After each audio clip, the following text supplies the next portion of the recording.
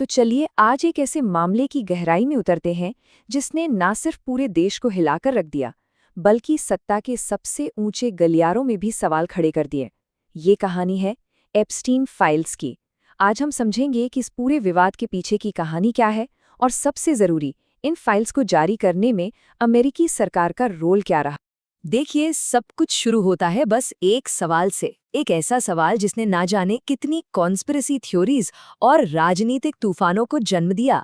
आखिर ये Epstein list है क्या चीज? ये वो सवाल था जिसकी गूंज हर तरफ सुनाई दे रही थी।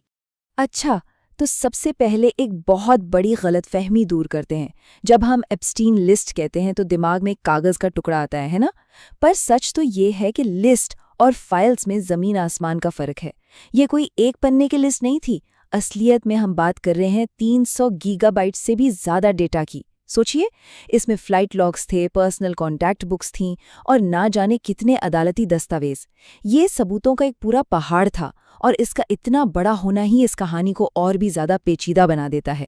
तो सवाल ये उठता है कि ये एक लिस्ट वाली बात आई कहाँ से? ये शुरू हुई एक छोटी सी कानाफूसी की तरह, एक ऑनलाइन अफवाह। लेकिन फिर इसमें ब्लैकमेल और सीक्रेट डील्स के दावे जुड़ते गए और देखते ही देखते इस अफवाह ने एक भयानक राजनीतिक बवंडर का रूप ले लिया। बात सिर्फ कुछ नामों की नहीं रह गई थी, बात थी पावर की, और इस बात की कि ताकतवर लोग अपने राज छिपाने के लिए आखिर किस हद तक जा सकते हैं। और फिर इस कहानी में एंट्री होती है एलन मस्क जैसे बड़े नामों की। जब ऐसे लोग कुछ कहते हैं तो वो आग में घी डालने जैसा काम करता है। उनके ट्वीट्स और पब्लिक स्टेटमेंट्स ने इस मामले पर जबरदस्त पब्लिक प्रेशर बना दिया। अचानक पूरी दुनिया की नजरें इस पर टिक गई और अब हर कोई जवाब चाहता था।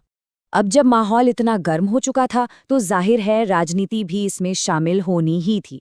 2024 के राष्ट्रपति चुनाव जैसे जैसे करीब आए, ये एप्स्टीन फाइल्स एक बहुत बड़ा राजनीतिक हथियार बन गई। इन फाइल्स को रिलीज करने का वादा पारदर्शिता का सबसे बड़ा सबूत बन गया। ये वोटर्स से एक सीधा वादा था कि सारे राज अब बाहर आएंगे। और ये वादा बहुत ही साफ और सीधा था। जब डोनाल्ड ट्रंप से पूछा गया तो उन्होंने कहा, हाँ हाँ मैं करूंगा। इस एक जवाब ने लोगों की उम्मीदों को आसमान पर पहुंचा दिया। मंच तैयार हो चुका था, लेकिन इसके बाद जो पॉलिटिकल ड्रामा शुरू हुआ उसका अंदाजा शायद ही किसी को था।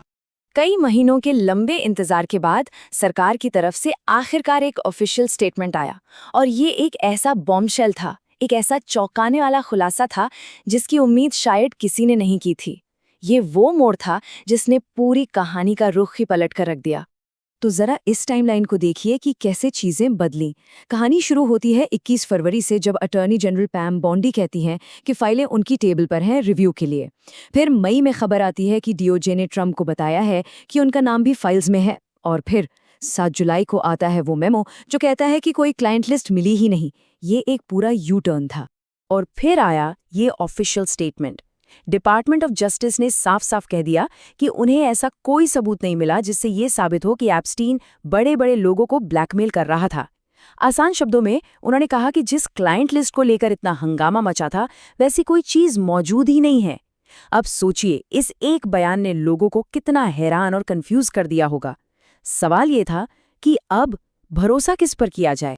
लेकिन डीओजे के इस मेमो से लड़ाई खत्म नहीं हुई, बल्कि ये एक नए मैदान में शिफ्ट हो गई। अब सारा फोकस था कांग्रेस पर। यहाँ पर दोनों पार्टियों के नेता एक साथ आए और फाइल्स को रिलीज करवाने के लिए दबाव बनाने लगे। मैसेज बिल्कुल क्लियर था, अगर सरकार एक्शन नहीं लेगी तो हम लेंगे। 427 के मुकाबले सिर्फ एक। जरा इस नंबर पर गौर कीजिए। ये सिर्फ एक वोटिंग का नतीजा नहीं था, ये एक दहाड़ थी। ये दिखाता है कि इस मुद्दे पर कितनी जबरदस्त राजनीतिक एकजुटता थी। इस भारी बहुमत ने डीओजे के फैसले को किनारे कर दिया और एक साफ संदेश दिया, जनता को सच जानने का पूरा हक है। और इसके बाद तो चीजें बिजली की रफ्तार से आगे बढ़ी। पहले हाउस ऑफ रिप्रेजेंटेटिव्स ने बिल पास किया, फिर उसी दिन सीनेट ने भी इसे बिना किसी विरोध के पास कर दिया, और अगले ही दिन 19 नवंबर को राष्ट्रपति ट्रंप ने इस पर साइन करके इसे कानून बना दिया। अब डीओजे के पास फाइल्स रिलीज करने के लिए सिर्फ 30 दिन थे। घड़ी की सुइयां टिक टिक करना शुरू हो चुकी थी। तो 19 दिसंबर की डेडलाइन आई और चली भी गई। फाइलें रिलीज तो हुई, लेकिन वो अपने साथ जवाबों से कहीं ज्यादा सवाल लेकर आईं। जिसे पारदर्शिता का एक बड़ा पल होना चाहिए था, वो असल में कंफ्यूजन और रहस्य की एक और मोटी परत बन गया। यहाँ एक और दिलचस्प बात यह है कि डीओजे की ऑफिशियल रिलीज से पहले ही कांग्रेस के जरिए कुछ विस्फोटक जानकारी बाहर आ रही थी। ये एप्स्टीन के अपने ईमेल्स थे, जिनमें सीधे सीधे चौंकाने वाली बातें कही गई थीं, जैसे कि एप्स्टीन का ट्रंप को वो कुत्ता जो अभी तक भौंका नहीं है कहना, या ये दावा करना कि ट्रंप ने एक विक्टिम के साथ घंटों बिताए थे। और तो और ये लिखना कि मुझे पता है कि डोनाल्ड कितना गंदा है और मैं ही वो हूं जो उसे नीचे गिरा सकता हूं। ये बातें पहले से ही तनाव भरे माहौल को और भी ज्यादा गरमा रही थीं। और फिर जब फाइनली डीओजे ने दस्तावेजों को पब्लिक किया तो वो कोई साफ तस्वीर नहीं थी, वो तो जैसे काली स्याही का एक समंदर था।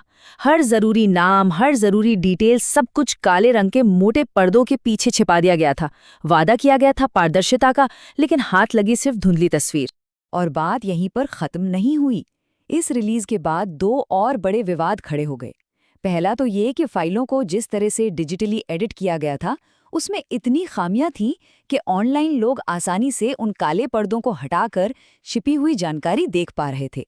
और दूसरा, रिलीज के सिर्फ 1 दिन के अंदर कम से कम 16 फाइलें सरकारी वेबसाइट से बिना किसी वजह के रहस्यमयी ढंग से गायब हो गईं। ऐसा लग रहा था कि जितना ज्यादा खुलासा करने की कोशिश की जा रही थी, रहस्य उतना ही ज्यादा गहराता जा रहा था। तो आखिर हम पहुंचे कहाँ? एक चुनावी वादे से शुरू हुआ सफर एक सरकारी यू टर्न से गुजरा, कांग्रेस के दबाव के बाद एक एडिट की हुई रिलीज पर आकर रुका। तो क्या वाकई में पारदर्शिता मिली, या फिर एप्स्टीन फाइल्स के सच को जानने की इस कोशिश ने पावर, सीक्रेट्स और खुद सच के मतलब पर ही और भी गहरे सवाल खड़े कर दिए हैं? ये सोचने वाली बात है कि शायद असली कहानी तो अब शुरू हुई है।